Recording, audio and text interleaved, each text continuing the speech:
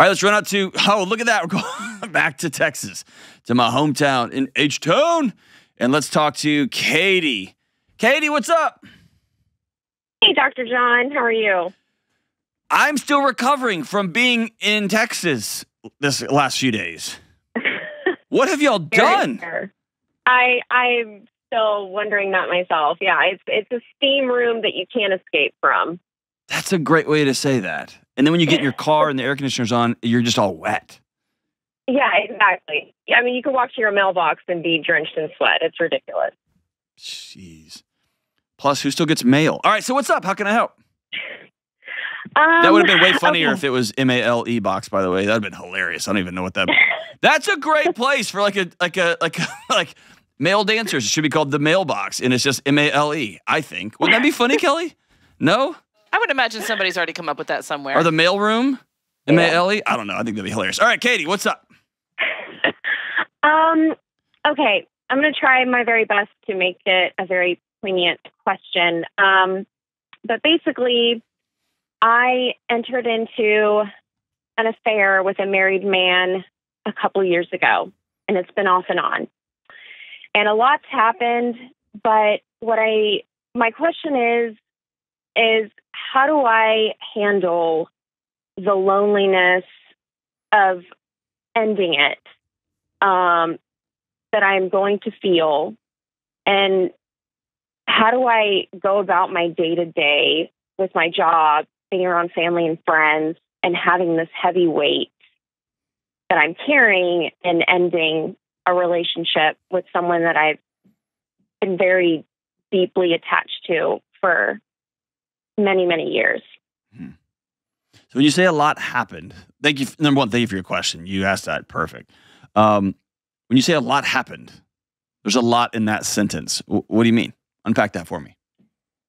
So it started out as we were coworkers. This goes back 10 years. And we, he was married. And I wasn't attracted to him at all. And I had never been in a relationship before. I started dating very late in life. I've always kept my guard up against guys. And so I've always had this wall up, but he came along and slowly, started kind of breaking those walls down. It would start with just banter about work-related things, non-work-related things in the office, and we kind of became friends. And so it became an emotional affair long before it became a physical one. And so about 6 years in, I could sense that he was attracted to me, but he knew that I was, very inexperienced, and, I had never really dated anybody, but there was always this flirtation going on. And then one day he asked me point blank if I had feelings for him because he had feelings for me. So we had a very long discussion, and I said, yes, I do, but there's nothing that we can do about it because you're married.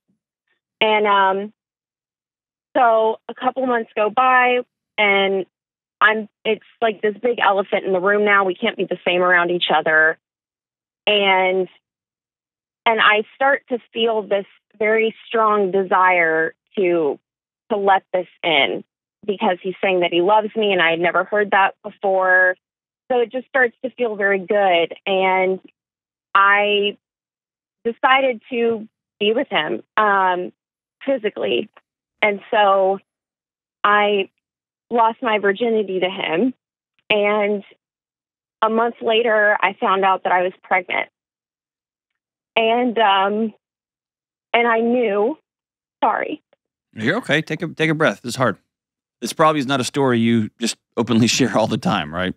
No, it's not. Okay. No, thank you for honoring me with your trust. Take your time. Thank you.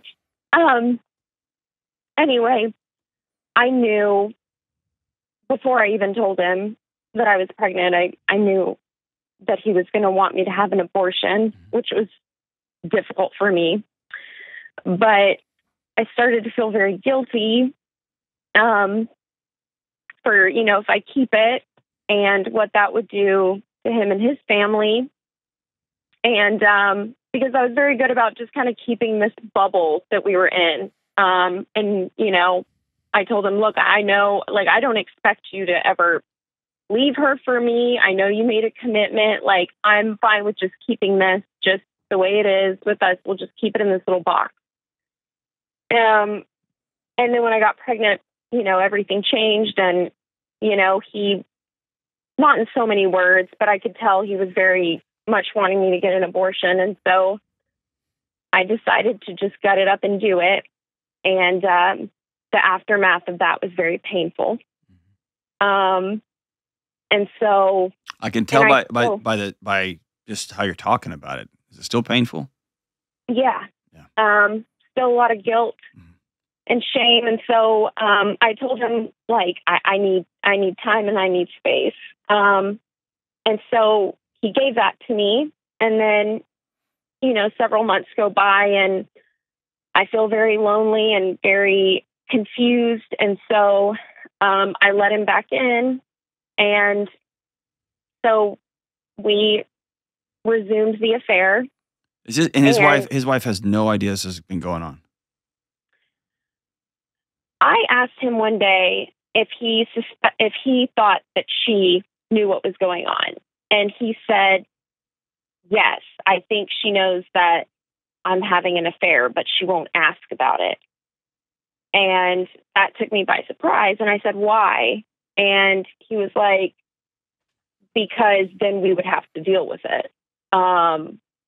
You know, just like keep that wall up kind of thing. So let me hop in here. So why now? Why end this? Why have you reached the end here? Because you've been through a lot of what I would consider like roadblocks, and you've chosen to go around them and go around them and go around them and go around them. Right. Why now? Because I'm getting older and I see everyone around me, all my friends, you know, settling down in life, you know, getting married and having babies. And I'm, you know, letting myself be in this situation where it's a dead end. And I know it is. And I know that it needs to end permanently because I've ended it. Like I said, it's been on and off over a few years. And I have moments where I'm very strong and I'm like, I can handle this. I can, you know, we can move on from each other and it's fine. But then I hit these very low moments. And surely those moments include losing that dream of being a mom, even though that wasn't a dream you thought you had. Surely those moments are, you know, deep down, this whole thing ends in ash. And you've known from day one. Yeah. That there cannot be a happy ending here. Yeah. Like, do you have any sort of remorse or guilt for like, imagine being on the other side of this? And if you don't, say, I know, not really. You mean like being like in his wife's shoes, you mean? Yeah. Oh, yeah. Yeah. I think about it a lot. Which is why I keep justifying in my head, you know, I would never, I don't have anything against her. I don't want to ruin her life. You have. That's a foregone conclusion. You and him together have. Well, he's had, so more context, he's had affairs before me. And whether you're one or many or one of, it doesn't matter. Like, I mean, you can do what you can to do some mental gymnastics to distance yourself from it, but her life is ruined. The problem is right now it's being ruined like sands of an hourglass. She's slowly suffocating in her own home because she's married to somebody with so little integrity. It's just staggering to me. He doesn't even have integrity about his lack of integrity, right? He doesn't even say, like, I'm leaving you because I no longer want to be with you. I want to be with somebody else. Or I no longer want to be tied down. He doesn't even have integrity about what a scumbag he is. But here's the only way through this is right through it. And I think what you're trying to do is trying to figure out a path out of this mess that doesn't involve pain, and that path does not exist. And so you have to choose. I have violated my own core sense of humanity, and I did it in the name of love, and I did it in the name of I just put my guard down. And that's not the person I want to be anymore. That's not who I am. And I know this ends awfully. And so you walk right through that, and you get a couple of your friends, and you enter into a season of grief, man, because you lose somebody that you actually do care about, and you lose somebody who you got pregnant with, and you lose somebody that you fell in love with that you know deep down is a terrible person that you could never be with. Even if he left his wife and said, I'm with you forever, you know you couldn't be with him because he'd turn around and have somebody else within the next year.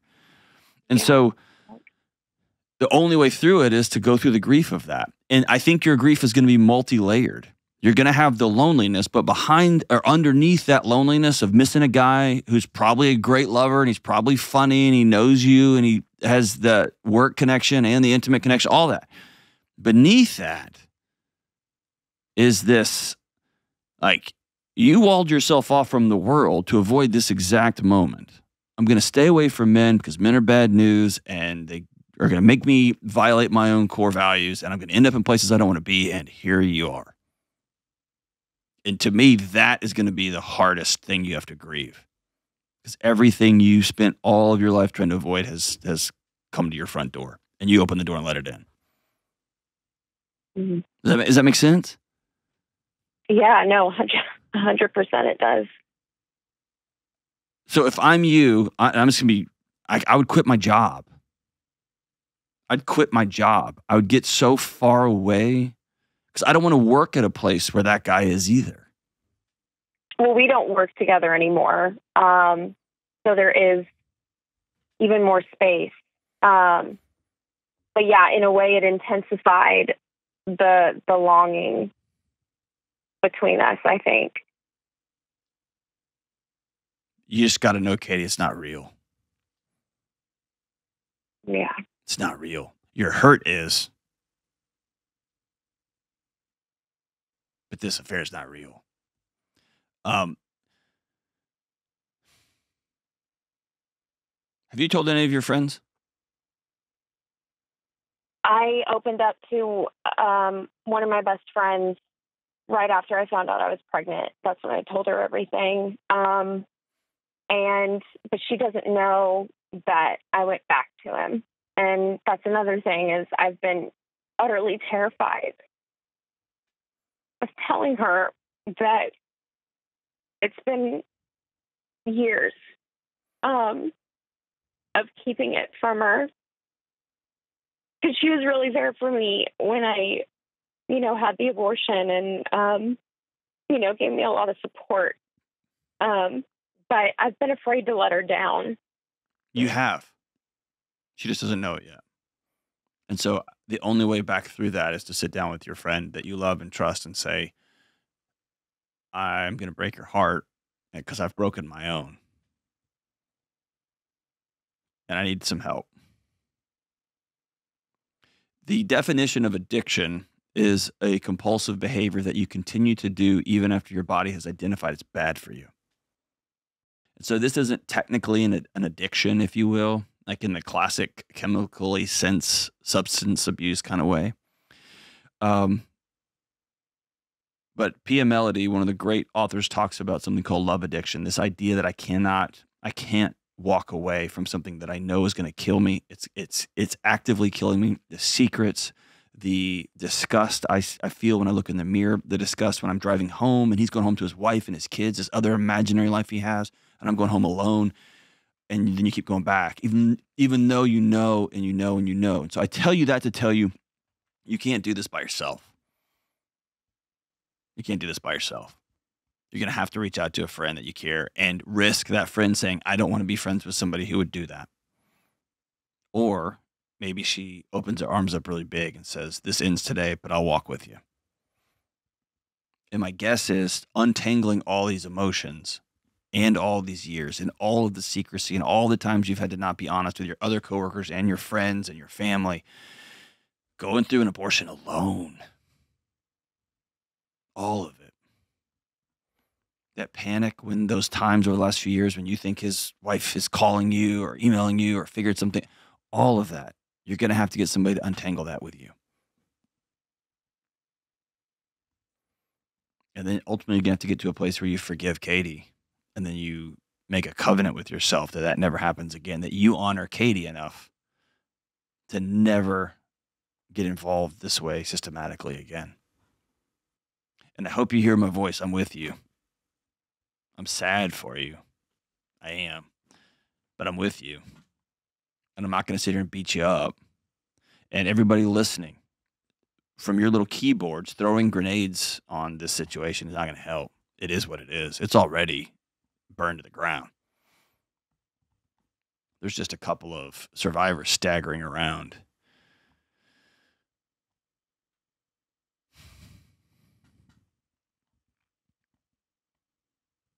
I think this ends today. I think you commit to yourself and to him and to everybody around you. This is the last time we speak. This is the last time I talk to you. I block you on everything. I drop everything. You are out of my life. And for good. You might have to move apartments. You might have to quit your job. I don't care what you have to do. You are going to drown in this. This is the moment when the alcoholic takes all the bottles and pours them down the sink. You got to walk away. And then you got to look around at the burned down landscape of your life and say, I need some people to help me rebuild this thing. Can it be rebuilt? 100%. But the lying and the deception and the secrets and the just utter violation over years of your own integrity, of this person's poor wife and kids, all of it stops today. And I'll be with you every step of the way, Katie. Call anytime. I'm not going to hate on you. Your life's hard enough already. I'll sit with you to figure out what to do next. Please call your friend today.